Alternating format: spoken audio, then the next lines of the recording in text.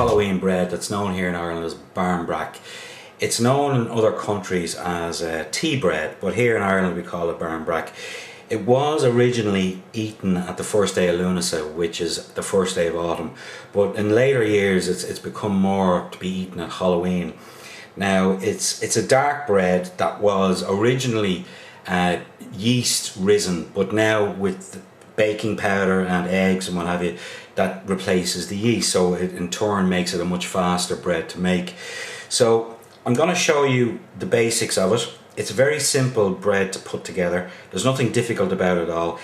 As I said, it is a tea bread, so one of the main ingredients in this is obviously tea. Now, the first thing in regards to the actual recipe is that I have in here 300 milliliters of tea. Now, the tea has been soaking fruit.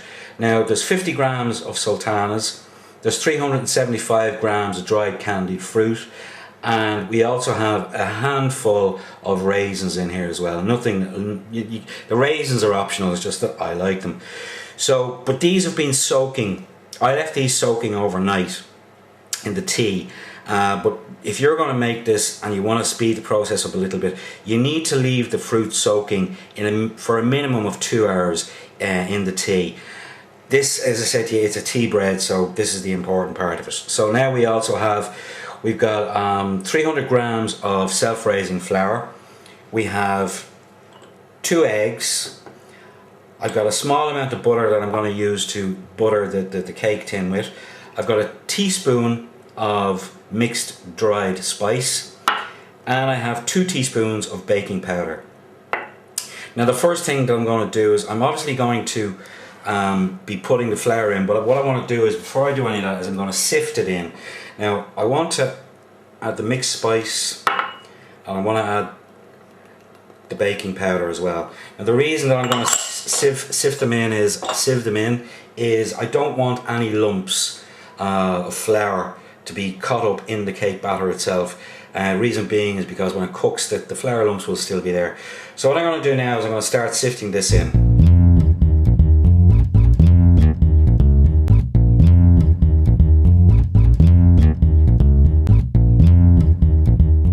So, like I said, I'm just sifting it in, and the reason we do this obviously is exactly that, to get rid of the lumps in the flour.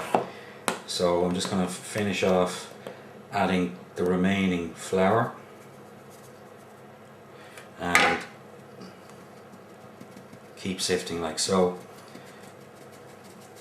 After this, the next thing that goes in obviously is the fruit that has been soaking in the tea. So there's nothing difficult about this, it just goes directly in like so in the recipe. We've got 300 grams of self-raising flour, 50 grams of sultanas, we've got 375 grams of dried candy fruit, 300 milliliters of dark cold tea, 2 tablespoons of baking powder.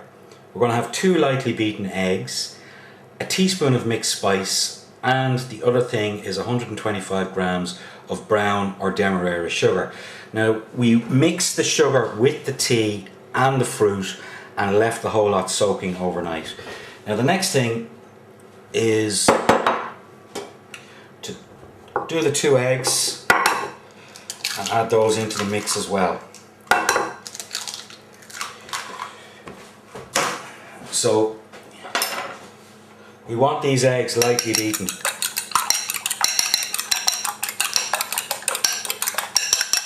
That's enough. And into the mix as well, like that. Alright? Now, next thing to do is to pull the flour in from the sides. Pull everything in from the side, as you can see what I'm doing here.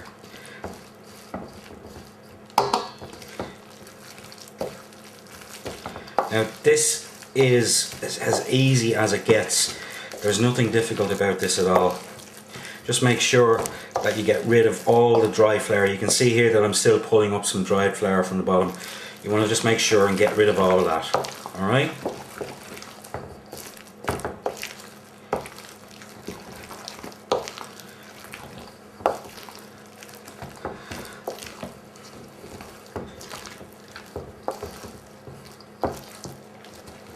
Right, that's the mixing done. Now, nothing difficult about that, right? Next thing to do now is to butter the cake tin. And it's very straightforward. Just melt some butter, pastry brush on the bottom, like so, and just around the sides. Make sure that you have it well greased. Now, like I said to you, there's no other major difficulties about this. There's no resting, there's no proving. As I said, if we had been making this in a traditional way, the older way, we would have been using yeast, which would have made the process a hell of a lot longer because we would have had to wait for the yeast to prove and the dough to rise, etc. But no, we're not doing any of that. So look, that's well greased now. So the next step is just give this one more mix,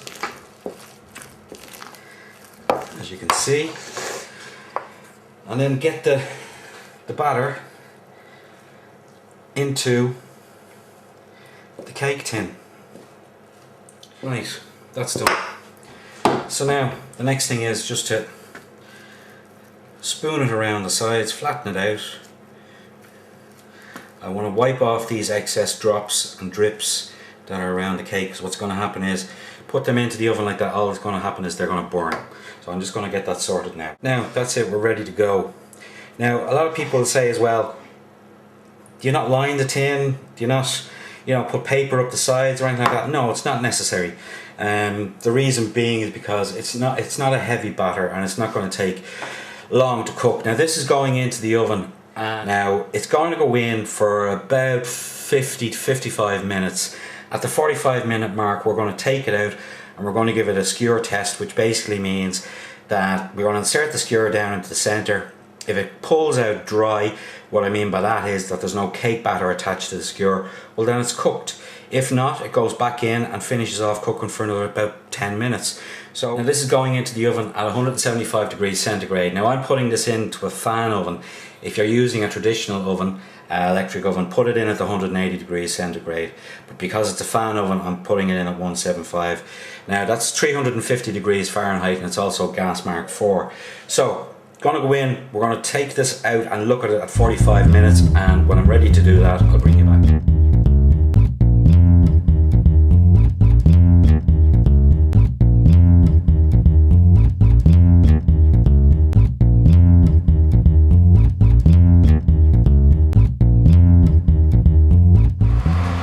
Now we're at the 45-minute mark and we're just going to check this.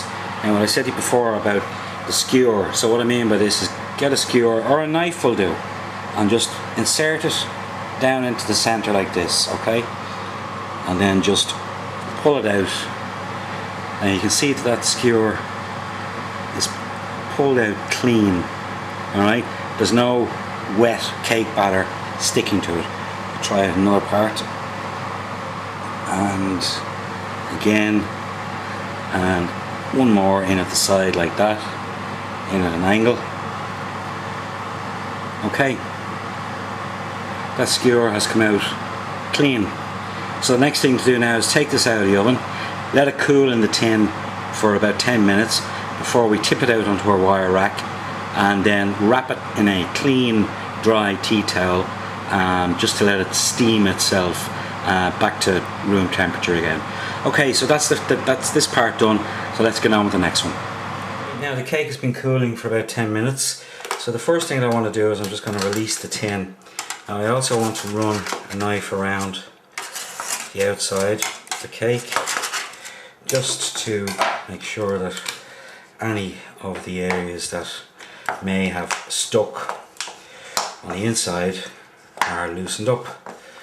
So